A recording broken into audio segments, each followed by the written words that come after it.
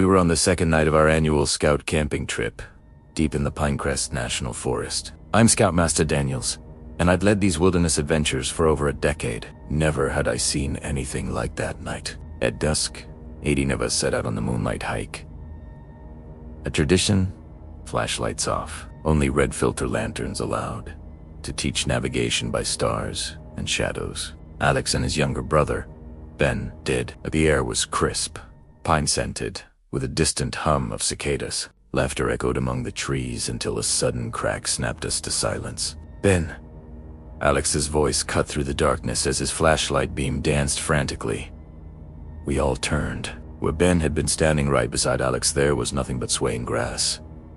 Panic set in. We formed search parties, calling Ben's name, our voices bouncing off the trunks in uneasy echoes. I radioed base camp. Soon, a thermal drone lifted off, its red and orange feed hovering above the treetops like an angry eye. We searched for 2 hours. Every rustle, every distant hoot felt magnified. My stomach churned. At 2:17 a.m., we finally heard footsteps low.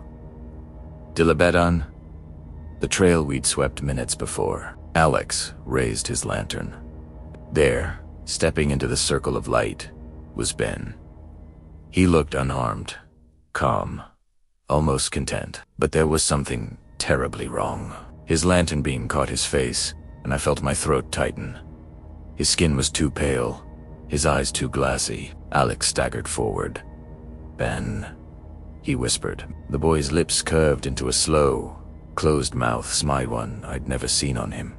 Hey guys, he said in that soft, high voice of his. I grabbed his arm. Where were you? I asked, relief and dread knotting my gut. He shrugged. I followed the light. No one understood. We hustled him back to camp and told the other scouts to stay inside their tents. I kept my lantern trained on Ben, watching every twitch.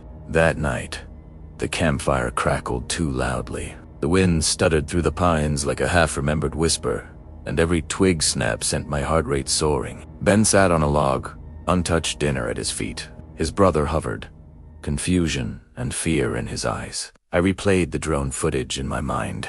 The thermal camera had tracked a warm shape trailing Ben's silhouette the entire time, something clinging to his back in the forest's shadows.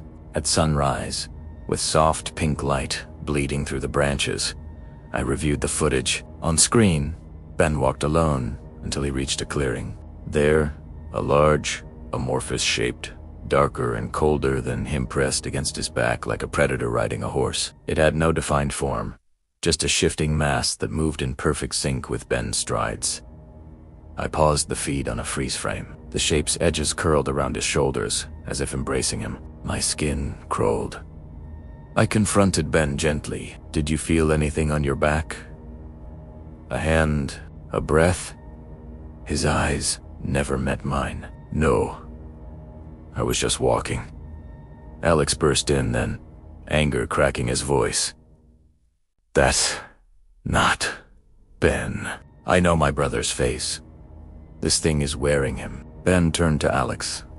His smile widened, but his eyes stayed vacant. I'm Ben, he said softly, then cocked his head and walked away toward the pine line. I ran after him, lantern swinging, but he vanished between the trunks like smoke. The scouts tore out of their tents, calling his name in panicked choruses. We searched until knew no sign of him or the shape. Afterwards, we scoured the drone footage again, zooming in on the creature. The more we watched, the less certain we became of its nature. It had no eyes, no mouth, just a shifting blackness that mimicked Ben's every move. It felt alive. Today, the Forestry Service officially lists Ben as missing. Alex was sent home, shaken and refusing to talk. The rest of the troop made it back, silent and red-eyed, haunted by that dark shape. I still replay that video every week. Sometimes, I think I see it in crowds. In reflections, a boy walking with something upon his back, smiling too slowly, too widely. I keep a red filter lantern by my desk, as if to warn me. In the dark, someone or something might follow you home wearing your face. And if you ever feel a cool weight at your shoulder, a gentle press that you can't shake, Just know, you may not be alone.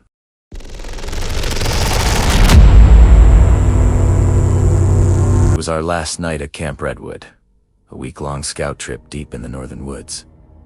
No phone signal, no nearby towns, just 50 acres of pine trees, a freezing lake, and 100 different ways to get lost. I remember that night clearly. The fire had burned low, the crickets were loud, and the air had that heavy, breathless stillness that always comes before rain. My tent mate, Jamie, had already passed out after the hike. We were both exhausted. I fell asleep listening to the faint crackle of the fire and the quiet snores from the other tents. Then came the zipper, that sharp, metallic rear rip, cutting through the silence. I froze, eyes snapping open. Someone was unzipping the tent from the outside. I figured it was Jamie, maybe coming back from the bathroom, but then I looked. Jamie was right beside me, his sleeping bag pulled up to his chin. The zipper stopped halfway. There was a pause like whoever was outside was listening. Then, in the dim light from the moon filtering through the fabric, I saw the tent flap move. Someone started crawling in.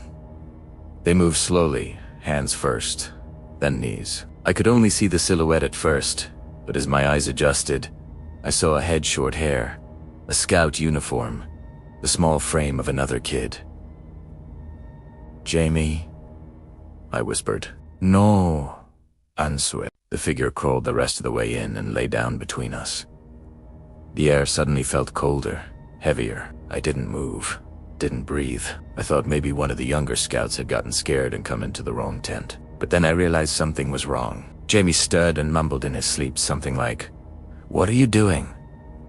and rolled over. The figure didn't respond, didn't even move. It was lying perfectly still. That's when I noticed it. The smell. Damp earth. Like wet soil and old wood. The kind of smell that clings to you if you've ever been lying in the dirt too long. I whispered again. "Who's there?" Nothing. I reached for my flashlight, trying not to make a sound, but as I did, the figure moved just a little. Its head turned toward me. "Primera fros?" Hey, the light from outside caught its face for half a second through the thin tent fabric. Pale. Too pale. The eyes were open but cloudy, like glass marbles, and its mouth hung slightly open, like it was trying to breathe but couldn't. Before I could react, Jamie shot up beside me, screaming, "What the hell is that?" The thing, whatever it was, twitched violently, jerking toward him.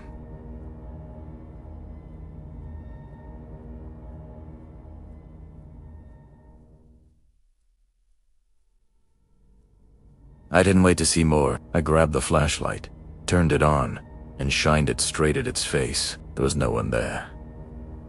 The space beside Jamie was empty. The tent flap was zipped shut again from the inside. Jamie was shaking. "You saw that too, right?" I nodded, heart pounding so hard I could barely hear. We unzipped the tent and ran outside into the cold. A few other kids were awake now, poking their heads out of their tents, confused. Our scoutmaster came over, flashlight in hand. "What's going on?" Jamie and I tried to explain about the zipper, the kid crawling in, the smell. He didn't believe us, of course. He checked our tent himself, even laughed when he found nothing. "Probably a raccoon," he said. "Go back to sleep." We didn't. Neither of us slept again that night. The next morning, when the troop was packing up, one of the younger scouts saluted and showed up for breakfast. They thought he'd overslept, but when we went to his tent, he wasn't there. His sleeping bag was still zipped. The scoutmaster called the park rangers. We searched the woods all morning. Nothing. Then around noon, one of the searchers shouted. They'd found footprints down by the creek. Bare feet. Small, like a child's. The trail went into the water but didn't come out. They never found Eli.